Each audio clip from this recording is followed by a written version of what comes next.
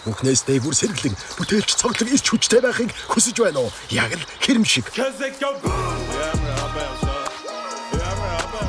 Байгалийн хүчийг мэдэр Solar Power энергийн ундаа. За, сайн байна найзуудаа. Манай 3-р дугаараар Булган аймгийн 3 булаг сумын харьяат улсын начин амар жаргал орж байна. Тэгэхээр амар жаргал хэдэн килограмм жинтэй? За, би одоо нэг 115 кг жинтэй. Тэр нэг бүгчүүд ер нь бол нэг 7 хоногт хэдэн удаа штангны бэлтгэл хийх ёстой гэж боддог вэ?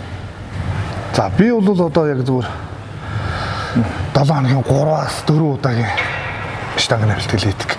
Тий. Тэгээд нэг 3 өдөр үнцний бүх бэлтгэлийг хийгээл явж байна да. Хоолны дэглэм барьдаг одоо бодибилдинг фитнесийнхэн бол дандаа л хоолны дэглэм барьж байгаа. За, хоолны дэглэм нэх барьдаггүй. Барихгүй. Олдсноо идэл явна гэсэн үг. Яг тэгж хамаагүй бас нэг олдсноо идэж жоохон зүгээр яг нэг ер нь дандаа гэрийнхээ хоолыг идэж явдаг. Тэгэхээр 100 метрт ерөнхийдөө гүйжсэн үү? За 100 метрт гүйдэг байх уу? Бас барилдсан хүмүүст бол хэрэгтэй дасгалуудын нэг гэж боддог. Хурд сайжруулах гэж боддог. Тэгэхээр 100 метрээс соёлыг эхлэх үү тий? За тэгээ. За. 3, 2, 1, go!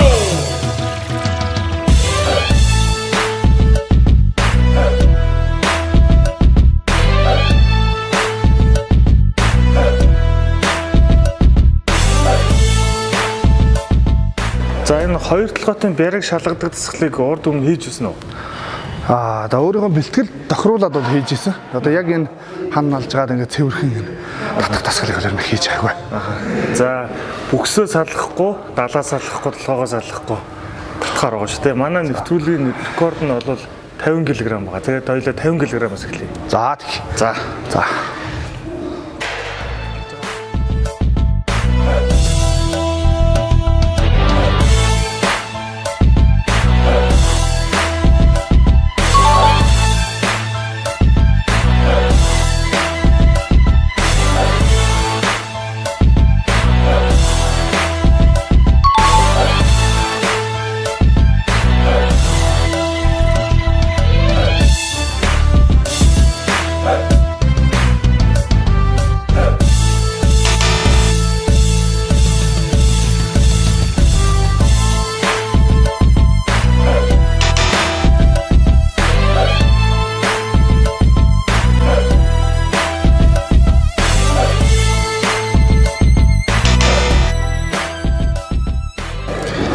Жохон савхан бол одоо бүгчүүд чинь баг 150-80-аар хийгээд байгаа бичлэгнүүд яваад идэв юм л шүү дээ. Тий, ер нь тэгэл ингээд яг бүр ингэж гаргаж ирэхгүй байгаа юм л да.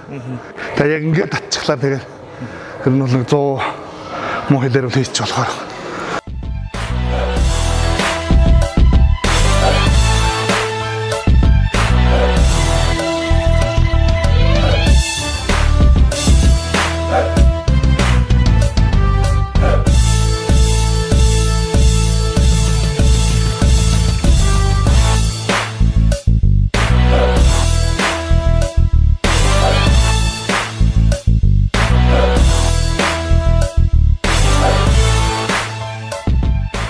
Бүгчүүдээс ер нь штанганд хамгийн бяртаа нь хэн бэ?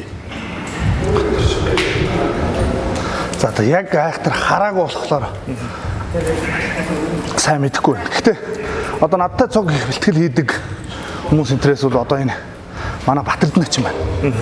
Ер нь их бяртаа шүү штанганд. Штангны барилдаанд бол хэр нөлөөлд юм бэ? За зарим хүмүүс бол штанган дээр их бяртаа байдаг. Барилдаан дээр гаргаж чадахгүй байна гэж ярьж илээдэг. Гэхдээ надад бол нэг тийм одоо штанган дээр айхтар их бяртаа мөртлөө барилдаан дээр гаргаж чадахгүй гэдэг юм байдаг л. Яг л таараад харуулаад барилддаг. 7 хоногт 4 бэлтгэл хийдэг гэсэн ер нь бэлтгэлийн систем яаж явдаг вэ? За ер нь бол төлхөө нөгөө одоо бид нар чинь барилддаг болохоор 3 том булчингаал жоохон төлхөө голдуу хийдэг. Тэгээд дээр нь дагаад нэг гарны дасгалуудаа хийгээл явчихдаг. Ажиллах чадвараа сайжруулахын тулд ямар дасгал хийвэл хэрэгтэй гэж бодож байна. Одоо залуу хүчүүд бол их асуудаг л да. За ер нь ажиллах чадвар дээр их юм л ер нь олон тоотой гэх юм уу. Эсвэл бол ер нь кроссфитийн дасгалууд их сайн юм шиг санагддаг надад. Тэ. Тэгээд тэгэхээр хүчээр унчихгүй кроссфит хийгээд. Кроссфитийг гэхдээ нэг олон хийгээд байхгүй л дээ. Тааруулаад нэг багшийнхаа зөвлөгөөг аваад ихэд өөрийнхөө одоо нөгөө барилдаан дээр хилааж яах нь яаж яах цуцаа хэр байна. Ямар үед нь хийх үү гэдэг багшаас зөвлөгөө аваа хийчихвэл ер нь сайн. За штангын дээр 150 кг байгаа. За 150-аар яваад эхлэх үү ойлаа. За тэг. За.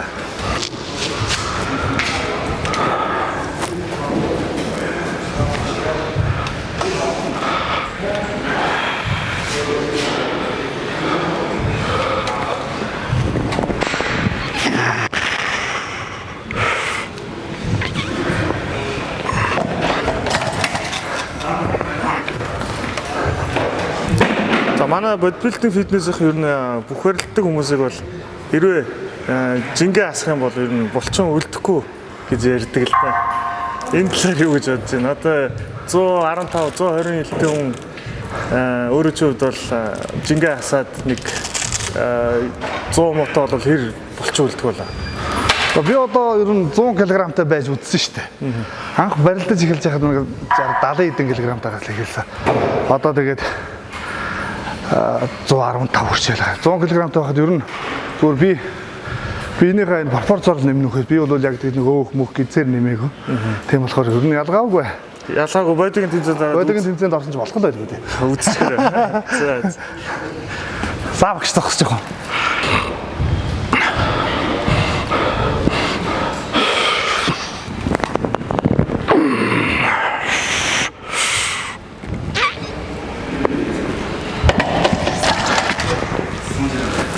За, хэнхэн байна те?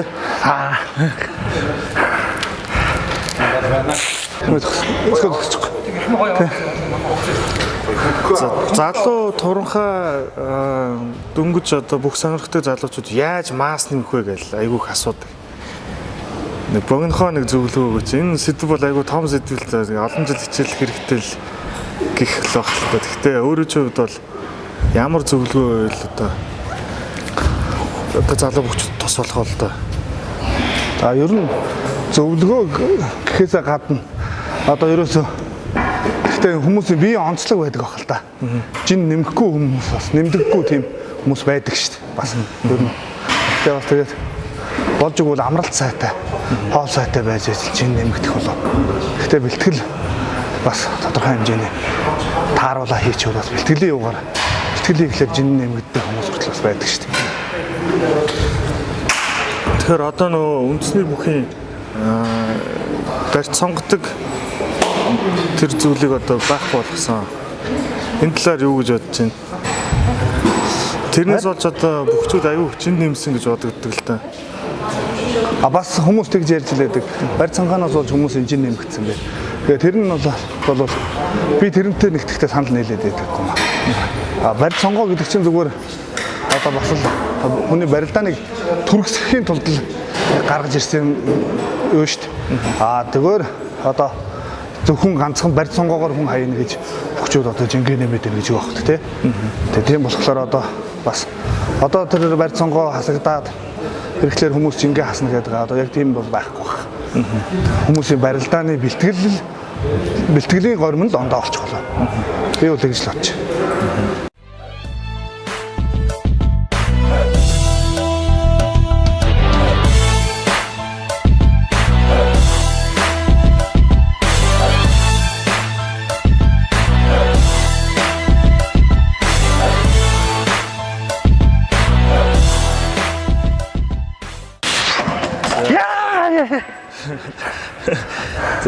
За вакцин талдах шиг боллоо. За 2 ч рекорд. 2 ч рекорд дэвдлээ тий. За. Дэшээ бол явахааргүй болох шиг. Одоохондоо явахааргүй байх шиг байна тий. 100-аар хэд явах вэ үзье тий. За тийм. За.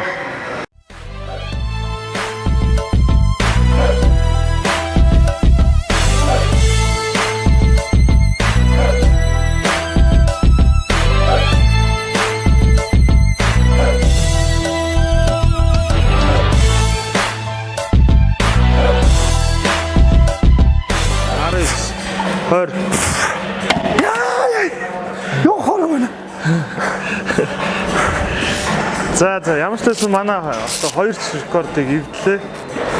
Тэгээд ирээдүйн одоо бүхэн спортод амжилт хүсье. Монгол улсын заан болоорой гэж өрөөе.